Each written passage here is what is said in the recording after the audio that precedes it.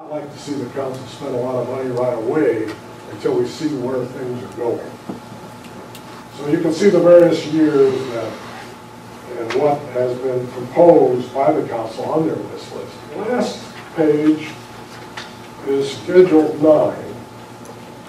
And the reason this is included is apparently there's been a lot of questions about the fire contract. It is our single largest expenditure, and many people don't quite understand how it's handled. Originally, the council approved a 1% general sales tax to fund that. It didn't quite fund the whole thing, so funds have been taken out of the general fund to subsidize it. But there's been adequate general funds to do that. So here you see that the projected revenues from the 1% sales tax starting in 12 and 13 and ending out in 2021. You can see the cost of the fire contract. The contract has a labor inflator not to exceed 2.5% per year. Now, if the local CPI is less than 2.5%, my understanding is that the lower number will be used in this projected increase. But to be on the safe side, we use the maximum to project out. So you can see the bottom line there starting at $251,540 that would be required out of the general fund to subsidize the 1% sales tax for funding the fire department. And in 2021, we anticipate that will be down to $194,000. That concludes my presentation. Questions or comments from the council? Councilman Van Allen. Recommending that we lower our reserve to $2,500,000 as a minimum.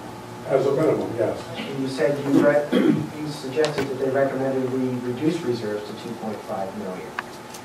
I think their intent was the 180 degrees different. They were saying that the minimum that we should ever have in reserve is 2.5 million. That's correct. They're not recommending we reduce our reserves by spending a lot, millions of dollars as soon as we can. I asked them the question, how much should Carefree keep in reserve? And the answer that came back was 2.5 million. Well said.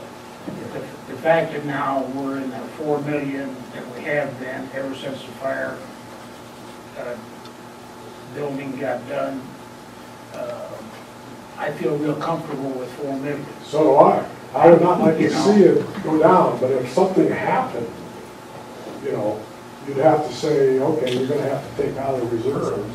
But I would not like to see it, or the committee would not like to see it go below 2.5. The advantage is that the council has the ability to look 1 year in advance and make adjustments based on what's closer in. We have to pick something that experts say is going to happen.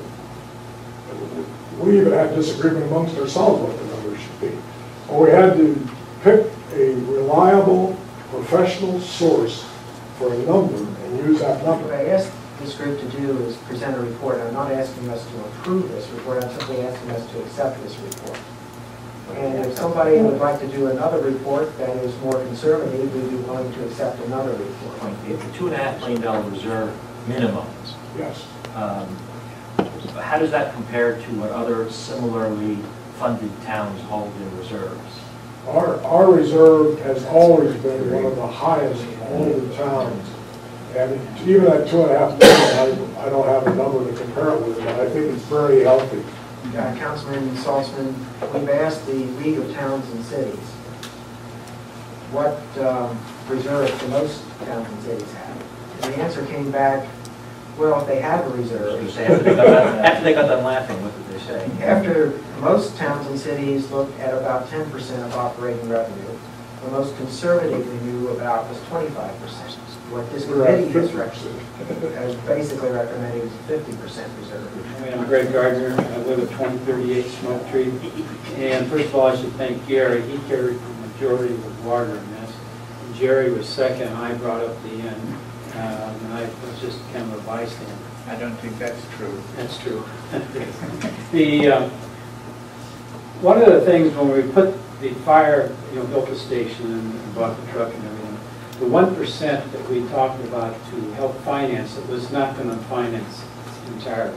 It was always thought of that we would have to take money from the general fund.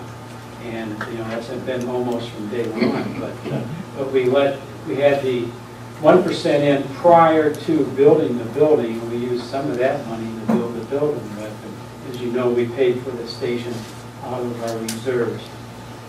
One other comment I'll make, and then I'll try to answer any questions, is that on the reserves, when we bought and went ahead with the current new town hall building, we had the third highest reserves in the state of any community, around 500,000 or 5,000 or less. On a per capita basis, we are very low compared to anyone else. I was talking Zero to is very low, sir. what? 0 is really low. Right. Since you left council, we're debt-free. Debt-free, that's good. Nice. As you know, Well, I'd like to make a motion that the council accept the long-range financial report as presented. Is there a second? Second. Marty Salter. I have a motion and a second to accept the long-range financial report. All those in favor signify by saying aye. Aye. Any opposed? No. No? Did you vote no? No. So that's yes, you voted no. Yes, I voted no. Okay.